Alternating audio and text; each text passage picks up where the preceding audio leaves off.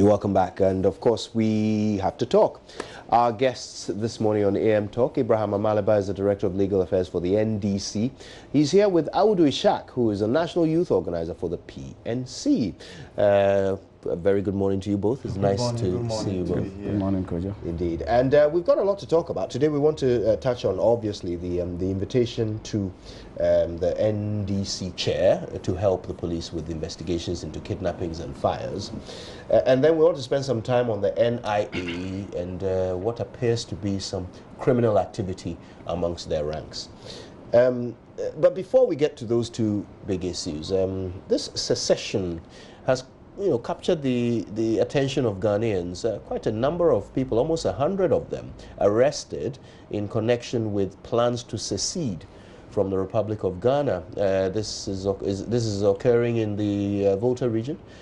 Some individuals want to lay claim to what used to be British Togoland, and they want to rename it Western Togoland, make it an independent nation. I'll capture your thoughts quickly on that before we get into our main issues. Audu, I don't know if you want to take a first bite at that.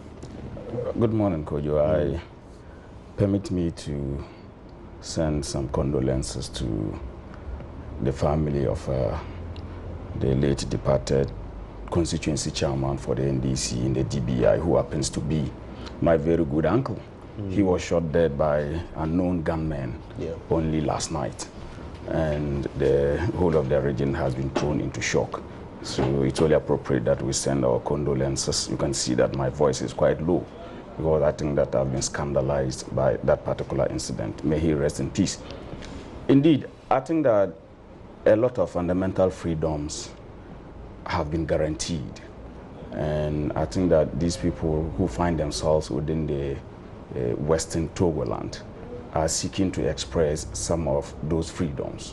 Of course, they have the freedom to associate and they have the freedom to express their views on such matters. But we ought to understand that freedoms just do not exist in vacuum. There are rules and laws, and of course there's a procedure that one must go through in as far as one wants to go about anything of that sort. And so I expect that as much as these people are expressing that freedom of wanting to associate themselves within a certain territorial boundary, it's important that they follow a certain procedure to see how plausible it is. As far as that is done, I don't think that people would have any problem with them. And this is not the first time that people are seeking to break away from an existing country. It has happened over the years, just that it has to go through a certain procedure. So I expect that the Homeland Steady Group, or how do they call themselves, they follow due process, they play by the rules, they abide by the law to ensure that at least they get the necessary support that they need as far as that attempt at secession is concerned. But will the people of, will the government of Ghana not always consider any attempt, whether it's going through the correct procedure or not? Will they not always consider such an attempt as treason? Well, as long as it is an attempt to break away, the larger Ghana might not be in favor of it. And I have not seen any instance where any attempts by people to break away from an existing country receives total support from the existing authorities. And so it's expected that at least the people of Ghana in this particular score, the security, like we witnessed last Saturday, they may have issues with how they go about their activities. But as long as they play by the rules and they go through the required standard procedure, there's nothing that can be done ultimately. Quickly, Mr. Amaleba, I mean, we've seen this happen, as Audu said, in other parts of the world. The people of Catalan were bent on forming their own nation. That was crushed by the mainland. And unfortunately, there was some violence that characterized that process. Do you see a possibility of that in Ghana with these recent happenings? Okay, so let me start by saying good morning to your viewers. Let me join my colleague in sending my condolences to the bereaved family of the late NDC chairman in the Upper West region. This group, calling itself the Homeland Steady Group, have been in existence for some time now. Yeah. Their activities are known to the state. Indeed, under the NDC administration, similar arrests were done. They are laying claim to the western part of Volta region now. That is both Oti and the current Volta region. Yeah. Now, my understanding is that they claim that when the plebiscite was held so as to unite that part of the country today with the existing Ghana, even though the vote was a massive yes, there was still an activity, I don't know what activity it is, that would have brought them into the fold of Ghana. That is what they think, because it was not done, then as a result of that, they think that they have not been formally received by the state. The question is, does this call for a breakaway? The question is, can this activity now be done to formally bring them in? That is why I have suggested on some other platforms a dialogue. A dialogue is not to say that you recognize them, but a dialogue is also meant to ensure that you are able to explain to them what they are doing may not be the right way to go about in trying to say you want to succeed.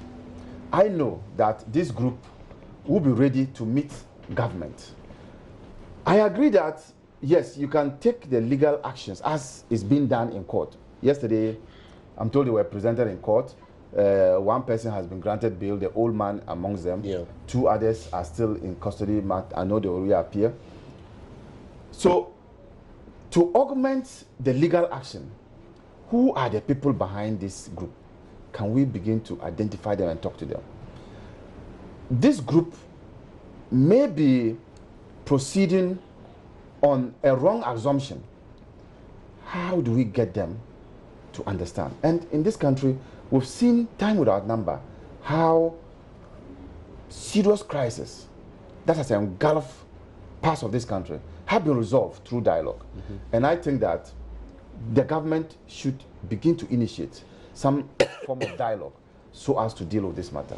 Do you see a role in of traditional leadership here as well? I see the role of members of parliament from that region, the chiefs you are talking about. Luckily for us, in this country, we have an institution called the National Peace Council. That institution must also be allowed to deploy its efforts to see how we can deal with this matter. But the well all over, as he indicated, breaking away from the existing boundaries has always been frowned upon by the, what do they call them, the status quo, those who are already in power. And I think that this is the same resistance, but in moving forward, let's augment that with our own way of settling our disputes. Yes. I mean, did that work when your party was in power? Did you even attempt this dialogue? I think that we were also proceeding along the same lines, because they were arrested and charged with treason felony. This is the same charge they have leveled against them. And treason felony simply means that probably you are engaged in acts that seek to alter the boundaries or the policies of the state. Or sovereignty. Sovereignty, yeah. You know, boundaries, sovereignty, and all those things. So, if in our time we didn't succeed and they are still in existence, I am suggesting the issue of a dialogue. Okay. Yes. All right. Well, I think it's a good point to get into our main conversations. And this story, yesterday, when I saw the letter from the Director General of the CID to the NDC's chairman, stating that he had been named by some suspects as being involved in recent kidnappings and fires across the country. I confess, when I saw it, I thought it was a fabrication. So I think the first thing I want to do, Mr. Maliba, as the head of the legal team of the NDC, is to verify whether indeed your party has received such an invitation before you tell us what you intend to do about it. Not the party, but has our client or my client received such a letter? Because it's a personal thing, it's not against the party. True. That's true. Yeah. Yes, I can confirm to you that for example, the chairman has been served with the letter, not personally, because when they came to the party headquarters, he was not around, but an officer received it. He has since given us the letter. We think it's authentic. So it is true that such a letter has been received and is in the custody of the legal team. Wow. Okay. Now, where to go from there? Now, we had a crunch meeting yesterday. We ended this meeting late into the night. We have decided to advise him. When you look at the letter, it says that he should report at 2 p.m. today. So we've advised him appropriately. And because of the lawyer-client privilege, it's going to be difficult for me to tell you the kind of legal advice we'll give him. But what I can hint you is that if at 2 p.m. he attends to the invitation, that is based on our advice. But if at 2 p.m. he doesn't, that is based on our advice. But we think that,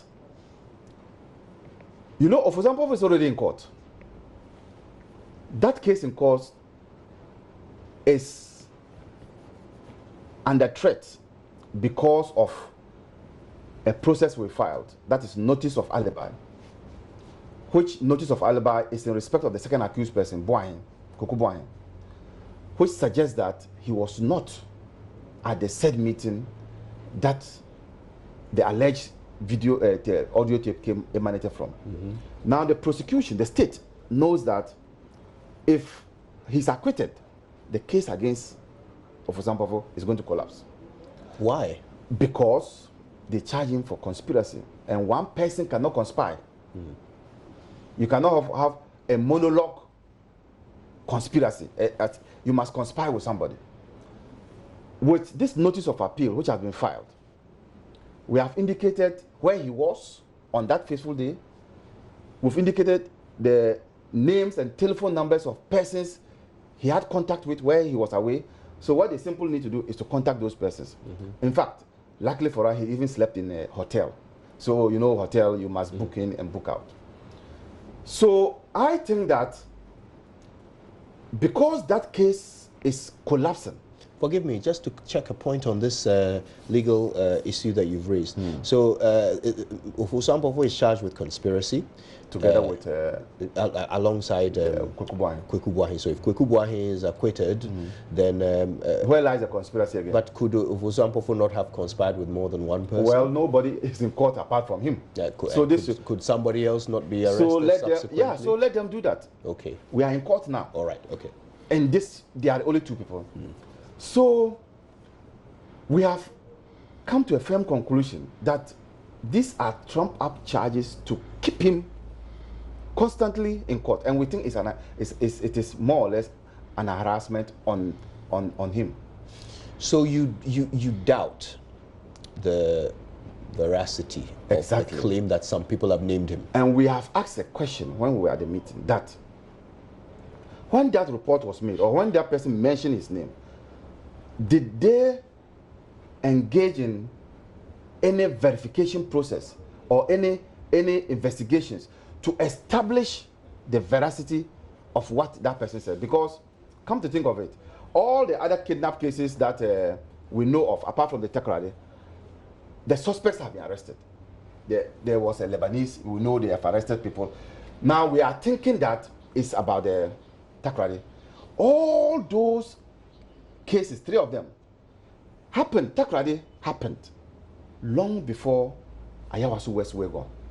I mean, the girls got missing in November last year, in December last year. Ayawaso West Wego took place in February? 31st January. January, yeah.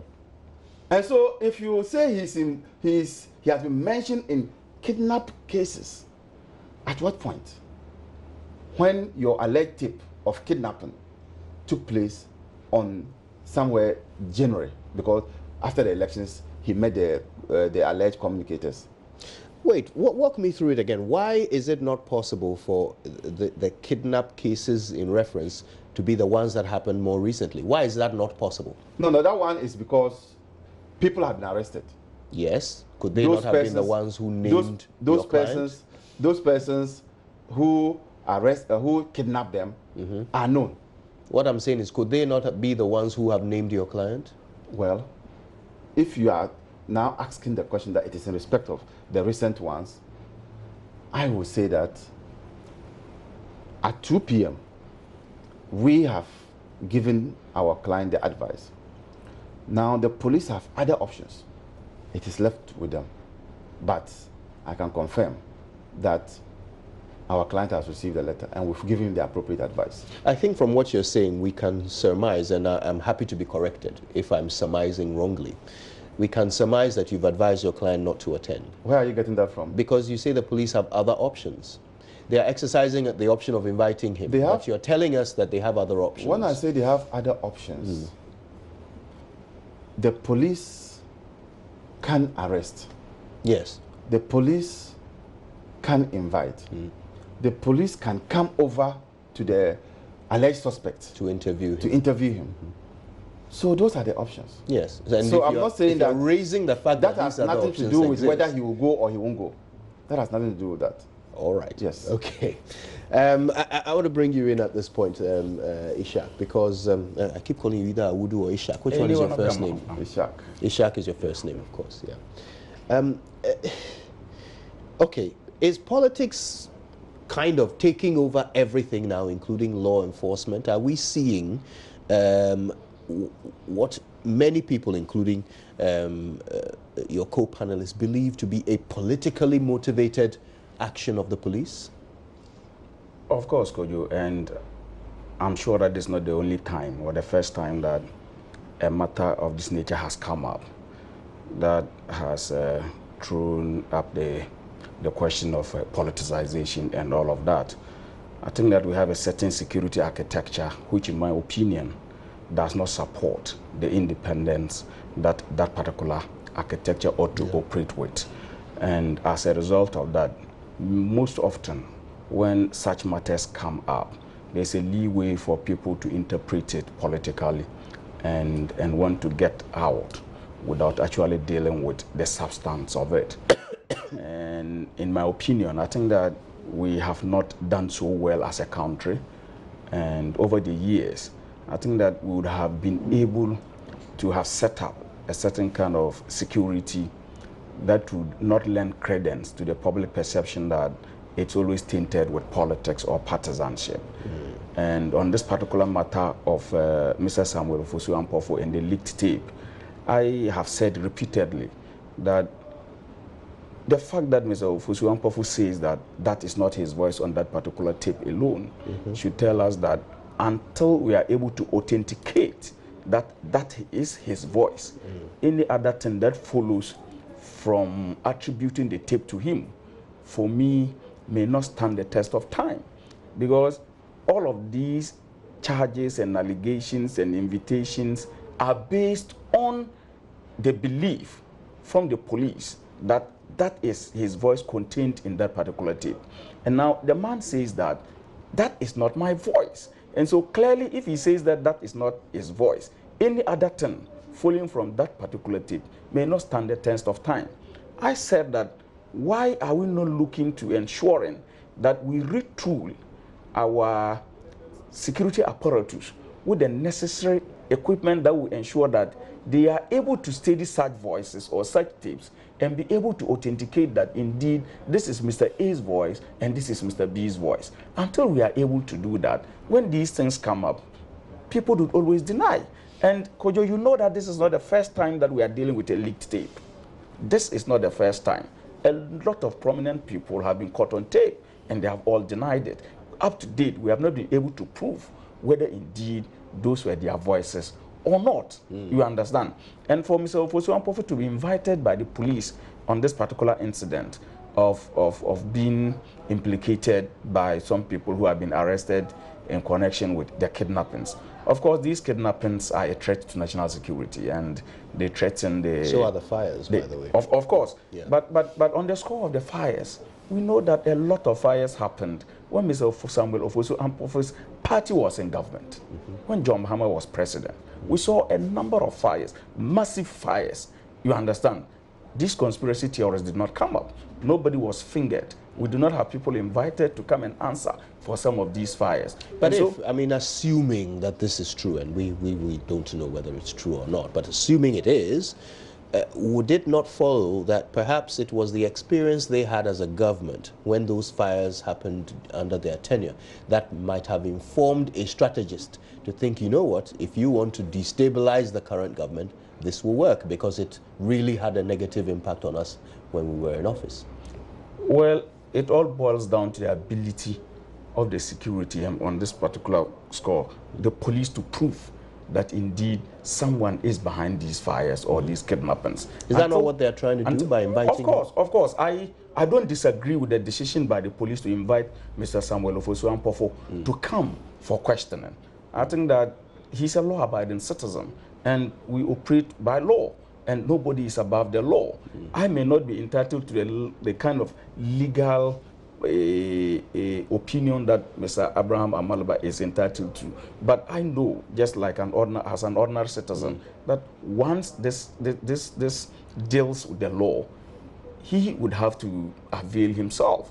And fortunately, he has a lot of legal brains who are surrounding him. They'll offer him the best legal advice so that at the end of the day, this is going to be done in the interest of the state.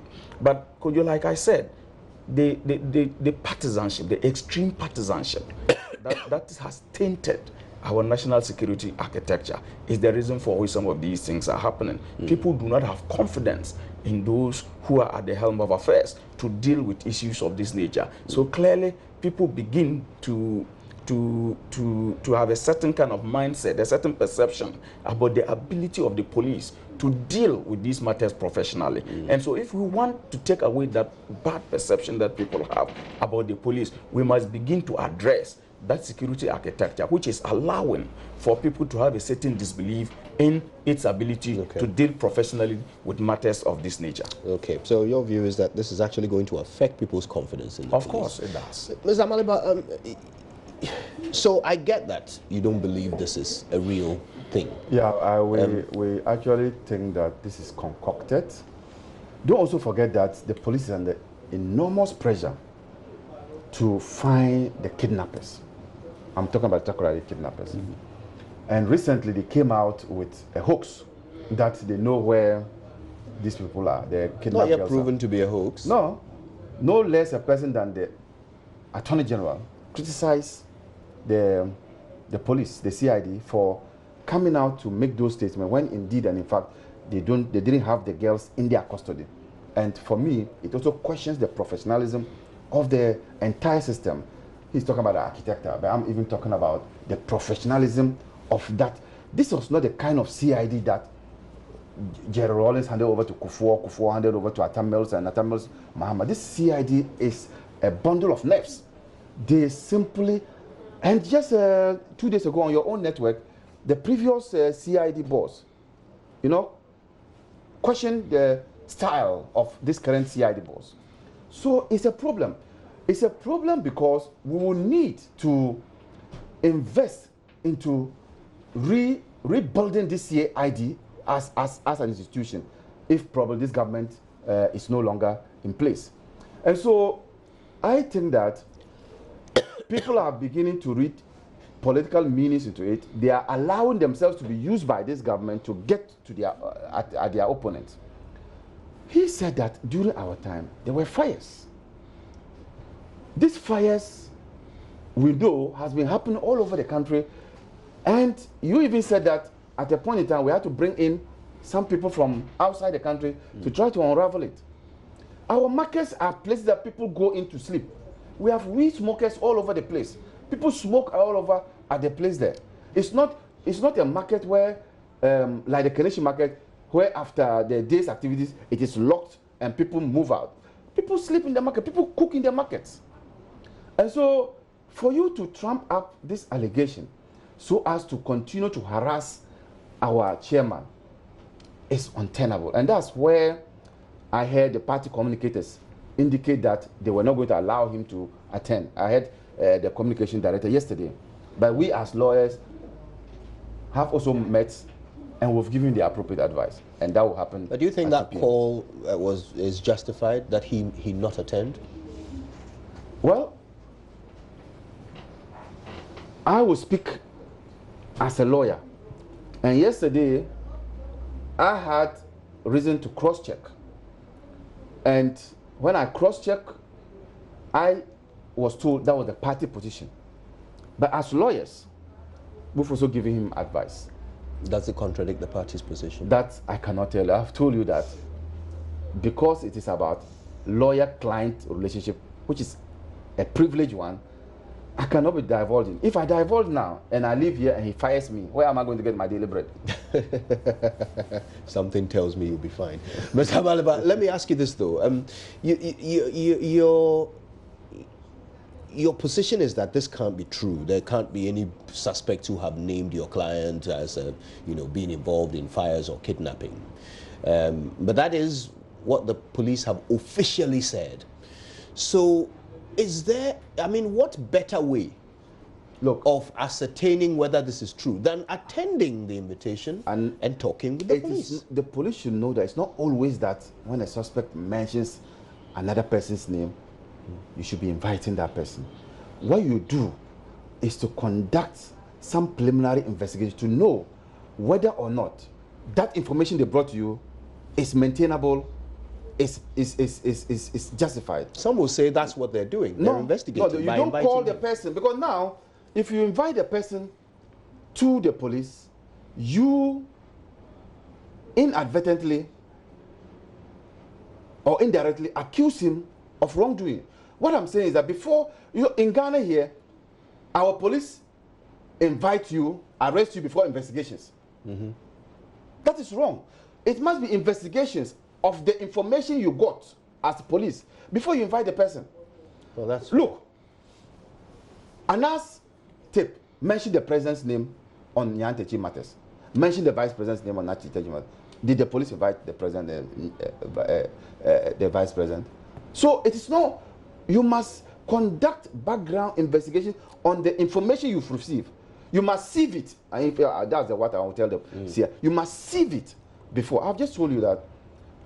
So that's it. Okay. Yeah. Let's very quickly have a quick view of what your party has said about this. Sami Jemfi has spoken, and I believe former President Mahama has spoken as well. Let's very quickly hear what they had to say. The chairman of the NDC, Honorable Samuel Ofusu-Ampofo, will not honor this invitation. He has been invited to assist the police in their investigations relative to market fires you spoke about earlier on and the kidnappings cases you alluded to. He has no assistance to render the Ghana Police Service. He has no such assistance. Not too long ago, the CID boss herself, Madame Tiwa Adodankwa-Akufo-Addo, who signed this shameful letter, told the whole country that she knew the whereabouts of the 3 Takrade kidnapped girls. She told all of us. Not too long ago, the spiritual father of our president, Prophet Owusu Bempah, told us, that was just about 2 days ago, that he knows the whereabouts of the 3 kidnapped Takrade girls. What other, what assistance again does the CID need on this matter to form the basis of this invitation? This is not the first time we are having fire outbreaks in markets in this country. The charges they have come up with and the so-called intelligence they claim to have, Evans, is concocted, contrived, and fabricated. It is their own creation. It doesn't exist. It is not true. Sorry. It is bogus and it is nonsensical, and nobody will cooperate with them for them to perpetuate this illegality and this clear attempt to subvert our constitution and our democracy. No amount of harassment of our national chairman will save the MPP from defeat. Indeed, it is a sign of desperation. It is a sign of desperation that the chief, it is a sign of desperation that the chief executive of our party, the chairman of our party, is constantly being harassed by the police authorities. But let them remember that they are setting a precedent. Let them remember that in everything they do, they are setting a precedent. You cannot take any frivolous and vexatious investigation and be inviting the national chairman of the biggest opposition party every day to the CID headquarters on very useless allegations.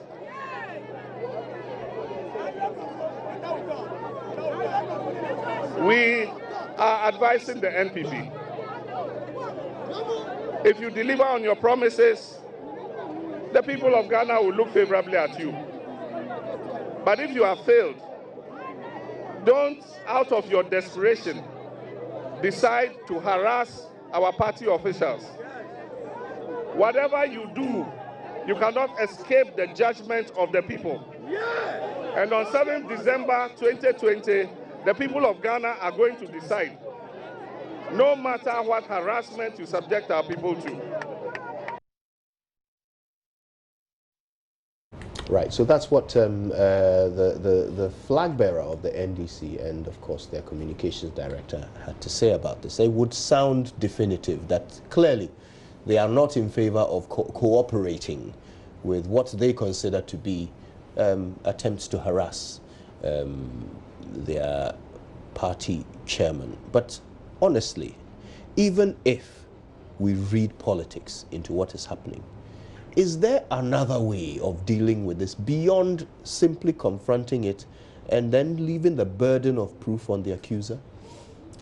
Well, Kojo, I think that we must not act on emotions or on impulse. As much as we may disagree with the decision by the police to invite Honorable Samuel Ofosu-Ampofo, or as much as we may not have any belief in the information that his name has been mentioned as being responsible for these kidnappings and all of that, once the invitation is grounded in law and the police is acting within the confines of the law, I expect that Mr. Samuel Ofosu-Ampofo would honor that particular invitation, and at which engagement with the police he would get the opportunity to, as it were, exonerate himself from the accusation that has been leveled against him. And as a law-abiding country, I think that we don't need, or we don't have to set a certain bad precedents. We need to let people understand that we are governed by laws. And as long as one is able to prove his or her innocence, it will be practically impossible for one not to have his or her day. And beyond the politics of it, and in the national interest, and within the confines of the law, I expect that that particular invitation should be honored. I may not have any reason whatsoever to believe in Mr. Samuel Ofosu being implicated by those revelations supposedly coming from some suspects that have been arrested by the police. And the only opportunity for people to get that particular information would be when Mr. Samuel Ofosu avails himself to the police, and through his legal team, he's able to make a case for himself. Right. Now, I think I want us to move on to the other issue because, I mean, Mr. Amalba has been clear. As a lawyer, he can't divulge, the advice that they've given to their client. But we know what the party's position is. And we know that lawyers work for their clients. So, a client still has a choice of whether to take that advice or not. So I guess people can figure out for themselves whether they can expect to see Mr. Ofosu-Ampofo at 2 p.m. attending the CID. But other things have been happening in this country. Let's talk about another of the big ones, and it's the National Identification Authority, the body tasked with formalizing the Ghanaian identity, have come across a bit of a stumbling block as some of their own staff have been found to be engaging in activity that, if proven to have happened, would be entirely illegal. I want to very quickly touch on a statement that they have released, that the National Identification Authority have released, because it does contain all the general facts plus their opinion, and then we can take it from there and discuss it further. So you should see this on your screen in a short while. It's a press release from the National Identification Authority, and it's not very long, so I'll touch on the main issues. They talk about two occurrences: the illegal registration of foreigners and the alleged registration at a private residence. On the registration of foreigners, they say on the morning of Monday, 6th May, the NIA supervisor responsible for Abosi Central Mosque Registration Center arrived and met Mr. Timothy Wuni, filling out a registration form which was not part of his assigned responsibilities. Mr. Wuni's job is to operate an MRW, a mobile registration workstation, which they use to capture applicants' personal data. Now, the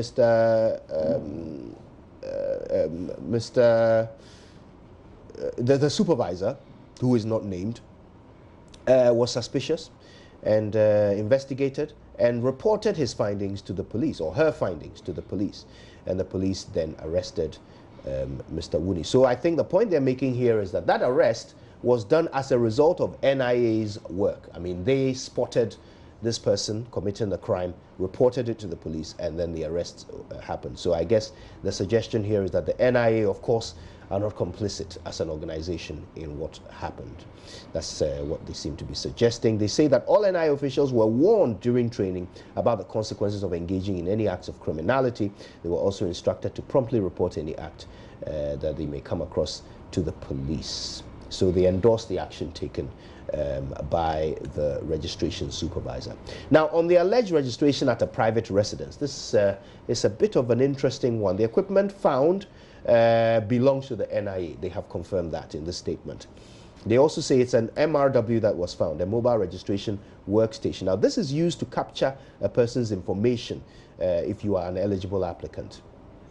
Now, they say that that machine on its own cannot be used to register and issue cards to an applicant. So there is an entire process if you are going to get a Ghana card. First, you are interviewed by a registration officer. You fill a form, and then they will key in your details into the MRW.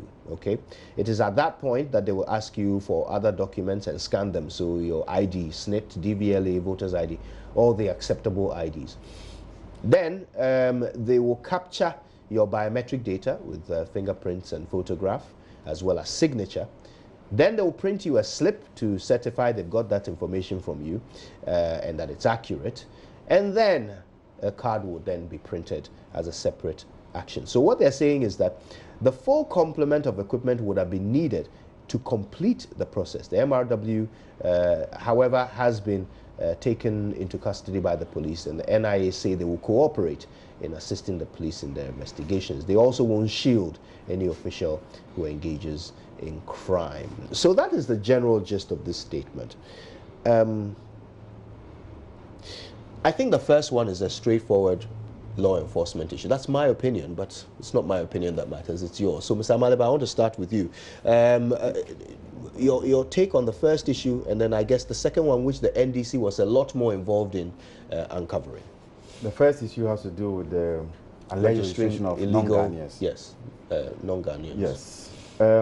I remember the then opposition leader, Nana Akufo-Addo, make a point that our register, that's the voters register, was fraught with challenges because there were non-Ghanaians in it. Now, the question I want to ask is, with this registration process going on under his watch, can he vouch for the credibility of this process? What are the mechanisms put in place to ensure that we don't have foreigners who represent themselves as Ghanaians? Don't forget, foreigners are allowed to register anyway, but you must indicate that you are a foreigner. So if today we are being told that there are people who pay their way through to have their names entered in as Ghanaians, my question to this administration, which was then in opposition, is what is the guarantee that at the end of the day, if the register is compiled, there will not be non-Ghanaians? Are you made confident by the fact that they actually captured this individual who was attempting to do just that? That the NIA captured him and reported him to the police? You see, when death rates are being reported, that is because those deaths were reported to the death registry. But there are people who die and their statistics is not being taken by the...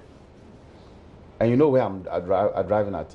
This is just one person we've arrested. Do we know what might have happened before this person was arrested? And so probably... But what can you expect authorities to do about what they don't know? I expect that there should be rigorous, vigorous checks and balances. I am saying this because I understand you. Humanly, it's not possible to cover all the grounds. But I'm saying this because there was once somebody who said that, and who said what we are discussing today. And today he's in power. If similar things are happening, won't that point accusing fingers at him? It's just proper and fair to let him understand that he might have been living in a different world when he was in opposition. And he shouldn't think that some of these things don't happen. What is important is that when they do happen, we have a cleaning of the register. So he should have understood at that time that processes were in place to ensure that the voter register that brought him into power would be cleaned and that everybody there is eligible to vote. That's the argument I'm putting across. Right.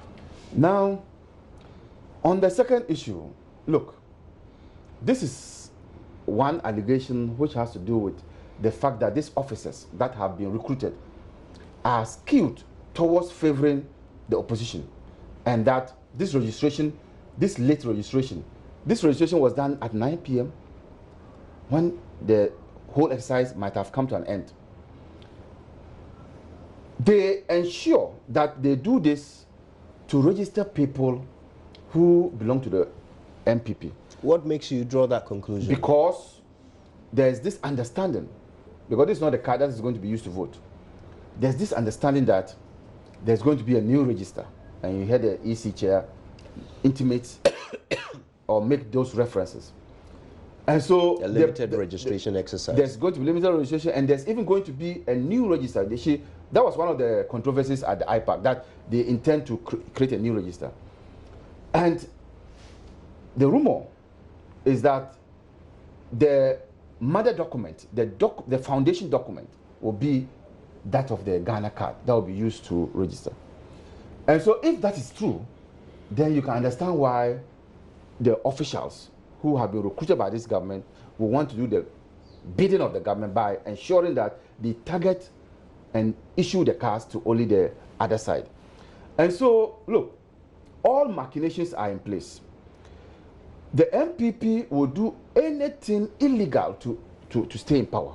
And one of the illegality... That's an accusation. No, that's the one of the illegality we've seen. This is a fact. But how do you conclude that it's the NPP behind it? It is the MPP that is delivering this process. This government is the one that is delivering this. And this government is an interested party. It's the National Identification Authority that is delivering the process. But you know who has the National Identification Authority, and you know who appointed him. So you should know that, look, let's not be behaving like the ostrich. We bury our head in the sand, thinking that because we can't see anybody, nobody sees the rest of our body. Look, government officials will do anything to ensure that their government continues to stay in power if you don't check them.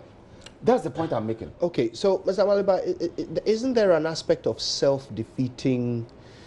Isn't there a self-defeating aspect to your argument? Which is what? If indeed the NIA itself is simply doing the bidding of the NPP to sort of circumvent processes and load the register with names that will favor the NPP, why do it in secret in somebody's house? If the head of the NIA himself is the one who is championing this, why do it in somebody's house? Why not simply, open your office in the middle of the night, sit down where all the equipment is there, not just one MRI and do MRW, and do it on a massive scale, get it all done and go home? No, it will be naive on their part to do that, because the person sitting next to your office might be an NDC person. It will be naive. In fact, it will be naive to ever think that you can use a government institution to perpetrate that, because your cover will be blown. And so they are doing this under the cover of darkness. So you find you found where they arrested the man. You found the time. That is how they go about it. Right. But you cannot use the state institution knowing that definitely public servants, some of them belong to the opposition. All right, I want to hear from Mr. Awudu in a moment, but Mr. Palmdetti, Francis Palmdetti is the public relations officer for the NIA. He has spoken on this. Let's hear what he had to say. That happened yesterday, and the report about our official being arrested or in the custody of the police regarding an attempt to register a foreigner, that we are displeased about, and we frown on any kind of criminal act conducted either by our staff or by members of the public. So in this particular case, the said individual, who is an MRW operator, was had taken some forms to fill, and with the intent of registering some Nigerians, not Nigerians, but Nigerians.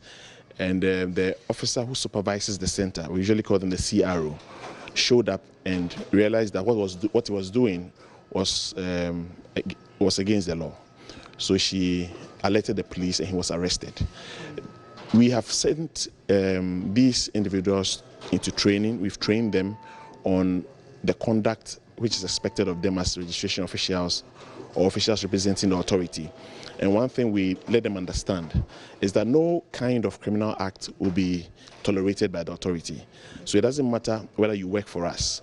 If you engage in any form of criminal activity, you'll be handed over to the police. And it is clear. So we're not surprised when the CRO, who is the supervisor of the center, the first instinct was to inform the police, because they are well aware about things like that. And we are happy about the professionalism. We're only disappointed that in spite of all the training and cautioning we've given to them, some still think that they could conduct in such criminal activities and go scot-free. We are advising the general public that even as we are stern and firm on our staff, we would also want to urge them that in this exercise, we expect people to come to our centers to come truthfully. Information they provide must be truthful. Those who would have to vouch for people, be they relatives or designated persons who are allowed to vouch, we hope that and expect that they would vouch in truth or in honesty. Because anytime you vouch for a person, your personal identification number is tied to that of the individual you are vouching for. And so if it turns out in the future that this individual who has been registered is actually not one who should be registered, in that investigation, if there's any prosecution, the one who vouched for would also be brought in. So our compatriots out there who find themselves in situations where they will have to vouch for a relative or vouch for some other person should do so with a clear mind. You must know who you are vouching for, because it's just a matter of time. If you happen to vouch for somebody who is not eligible, it will catch up with you. Francis Palmdetti there speaking for the NIA. He's also the person who signed the statement. And Mr. Awudu, I want to put this to you. In the statement, he makes a point that is very interesting. After explaining the purpose of the MRW machine, which was found in this person's private home, he then says, in view of the above, the full complement of equipment would have been needed to complete the process. It sounds as if he's suggesting that these individuals who were caught with this machine couldn't possibly have been doing something so wrong, because they don't have the sufficient equipment to complete the process. Well, I think that's quite laughable. In my opinion, I believe it's a face-saving tactic by the PRO. Of course, that's what he's supposed to do, damage control. And beyond that damage control, I don't see any substance in that particular excuse. Indeed, it's worrying and it's quite sad that at a time that we all agree that we need a certain kind of concrete and standard form of identity as a country, these things are happening within the very establishment that is supposed to take us through that kind of identification process. I am scandalized that people would stoop so low to take as little, irrespective of the kind of situation we find ourselves. People would take as little as 60 Ghana cedis and attempt to register foreigners. Where is our sense of patriotism? And that brings into question the kind of recruitment process that took place and the caliber of people who were recruited. You see, all of this perception of the NIA pursuing a certain political agenda in favor of the NPP government is as a result of the kind of appointments that have been made. You understand? Apart from the high-level appointments, such as the executive director and his deputies and senior-level management within the NIA, even the field officers themselves. You understand? There's a certain belief that these were NPP people who have been recruited to undertake this all-important exercise. And that brings to question our sense of nationalism and patriotism. If we all believe that the national identification system is very critical and very crucial, and it's got to serve a certain national interest and national purpose, why do we seek to politicize it? And I don't want to run away from that perception out there that it is being politically motivated to engage in the kind of thing that it is engaging. And I'm quite happy that the PRO or the NIA, for that matter, is speaking the way they are speaking. They are telling all of us that people are going to be prosecuted if need be. Investigations will be conducted into the conduct of these registration officials who have been caught in the web, so that at the end of the day, the sanctity of the NIA will be protected. But how feasible is it? Is it based on a certain kind of PR damage control they are doing, or they just believe that this is something that ought to be done? The NIA has been set up for a purpose. Let us all guard jealously that particular purpose. We need an identification system. Let us ensure that we arrive at that conclusion where we would have a standard form of identity for Ghana, so that at the end of the day, the kind of gerrymandering that we have, where people have a lot of cards, sometimes you take a card somewhere, this institution says we don't need this card, we want that card. You understand? There are instances people tell you that we don't need your NHS card. Others say we want it. Others say we don't need your voter ID card. Others say we want it. But when we have that standard national identity card, I think that is going to solve all of these problems. So that sounds like you don't quite agree with Mr. Maliba's claim that the entire institution of the NIA is simply doing the bidding of the government and seeking to illegally carry out this process in their favor. Could I say that I would not run away from that perception that it is doing the bidding of the government as a result of the kind of machinations that we are having now. But I also believe, applaud them for putting out this statement, which suggests they are not. I also believe that it is possible for us to fine-tune their activities to conform with the expectations of the good people of Ghana. It does not mean that once they have started on a wrong footing, we must just sit back and allow them to perpetuate it in that wrong manner, which at the end of the day would compromise the reason for which the NIA and the national identification system itself had to be brought to bear. Okay, that's Mr. Awudu Ishak. He's the National Youth Organizer for the PNC. He's been here with Mr. Abraham Amaliba, who's the Director of Legal Affairs for the NDC. Gentlemen, I can't thank you both enough. Appreciate your time with us very much indeed. Right, well, this is a good place to take a quick break, grab yourself a cup of tea or something and come back, because we need to figure out why our security officers are suffering civilian attacks. What is going on? What is that psychological movement that we're seeing in the people of Ghana, which is causing them to attack those who are mandated to protect them? After this.